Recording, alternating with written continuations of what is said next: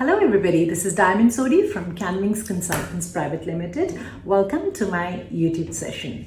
This is a very important session as I'm going to be talking about the skilled migration plan that was released in conjugation with the budget by the Australian government yesterday, that is on the 11th of May.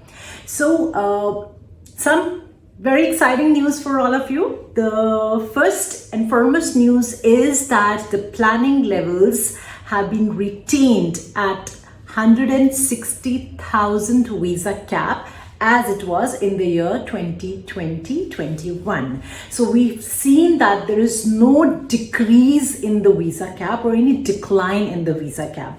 And let me tell you, this is huge, with the understanding that the three major countries which are the major sources of migrants to Australia, that is the UK, India and China, are all battling with a second wave of COVID.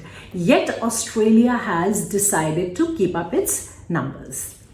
And another thing which I look at as very positively is that Australia is going to open its international borders to migrants in the mid of 2022, somewhere around, let's say, May. So exactly about 12 months from now on. Why I say this is a good news is because we had a lot of rumors in the past where people were talking about the borders being closed until 2024. So Australia, on the contrary, has made sure that it opens its borders at the earliest and as soon as it is safe to get migrants into Australia and protect its people alongside.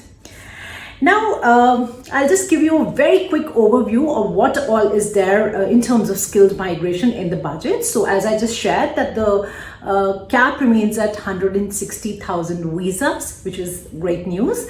And the focus of the immigration for the year 2021-22 will be on onshore applicants, global talent, as well as critical occupation. Now here I'd like to just clarify, when you read the word onshore, a lot of people tend to misinterpret it by saying that, oh, this budget is basically for onshore applicants. It is not so. All they are saying is that the focus will be on onshore, but of course, because they know that it will be a while before migrants from overseas can actually travel to Australia, so they're going to try to focus and go ahead with the migration for those who are already in Australia.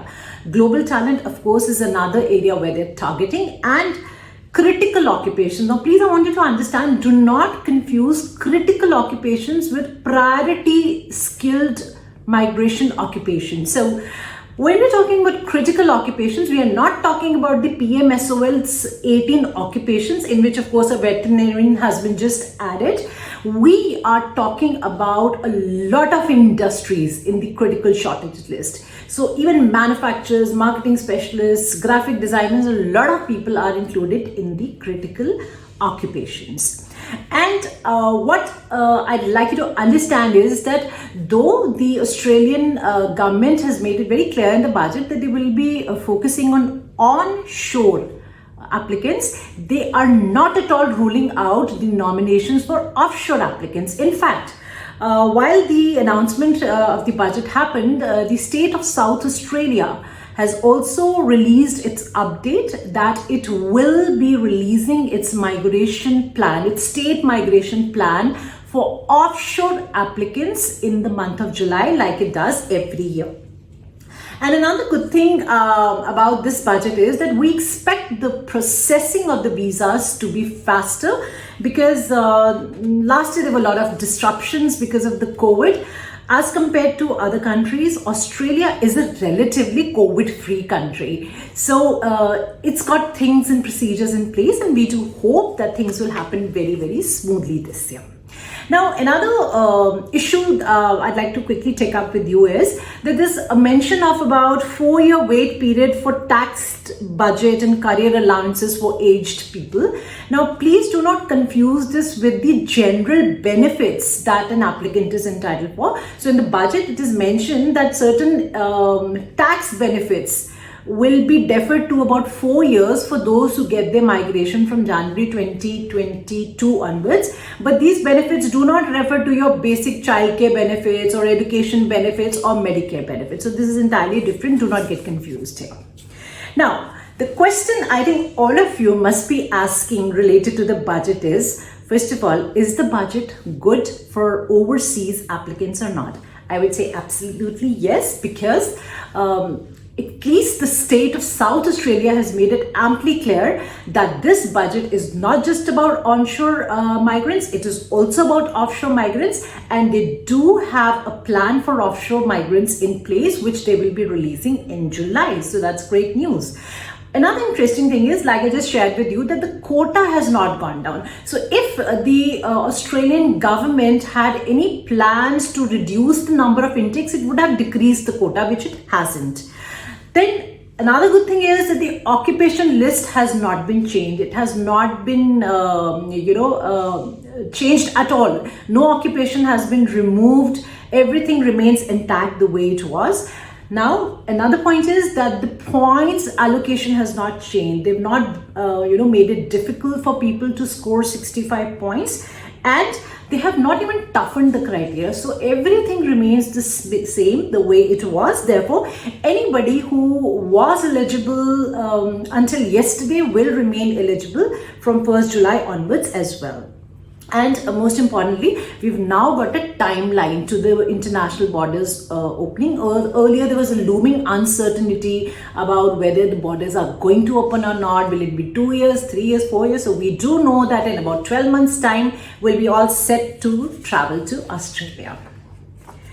Now, the next question I do understand a lot of you have in mind is that will the subclass 189, 489, 190 and 491 be processed within this year? The answer to that is absolutely yes, and we do expect the processing to pick some pace this year. The next question is that will the skills assessment bodies continue with the assessments? The answer again is a big yes. Everything remains as it was. The skills assessment bodies continue to accept applications for skills assessment. However, there's a word of caution here. Please understand that assessment bodies seem to be checking, they seem to be revising the internal criteria and toughening it up with time. Like I shared in my previous videos, the ACS, Australian Computer Society, recently made it a little more stringent to comply with the request for 2 payments in support of the application. The WEDSS from the 24th of May is also toughening up its criteria a bit in terms of the identity documents required in order to lodge your application. So what I'm trying to say is that the sooner you apply, the better it will be. And the next most important question all of you who's watching this video has been looking for is, will the state nominations be opening for offshore migrants? The answer to that is a big yes. The Minister of Immigration has absolutely not ruled out the fact that offshore nominations will be available. The state of South Australia has already made it very clear that they will be rolling out their plan for offshore migration. And let me tell you that this particular budget that we're talking about comes into effect from the 1st of July this year until 30th of June 2022. So right now we are into the budget 2020-21. And then the last question I'm going to take up with you is that, is it a good time for you to get started with your skilled migration application? With a lot of people thinking, oh, the borders are going to open up after 12 months, so why should we start the process so soon? So please understand, look at it this way, this is not a student visa, this is not a visitor visa where you make an application, quickly get your visa and then you move on. This visa, the migrant visa, be it a 189, be it a 190 or be it a 491, has a timeline to it. We are looking at a time frame of approximately 8 to 10 months for the entire steps, which include the skills assessment, the state nomination, the visa application, medicals, etc., to be completed in about 8 to 10 months. So from the day you get started with your application, you take into consideration a period of about 10 months until which you will be in a position to get your visa grant. after the visa is granted, unlike a non-immigrant visa, in this, you get an entry period of up till 12 months. So they give you additional 12 months to make your initial entry to Australia, because they understand you're relocating, you have a lot of arrangements to make. So technically speaking, if somebody starts the process today, he or she is looking at being ready to travel to Australia in about maybe a year and a half.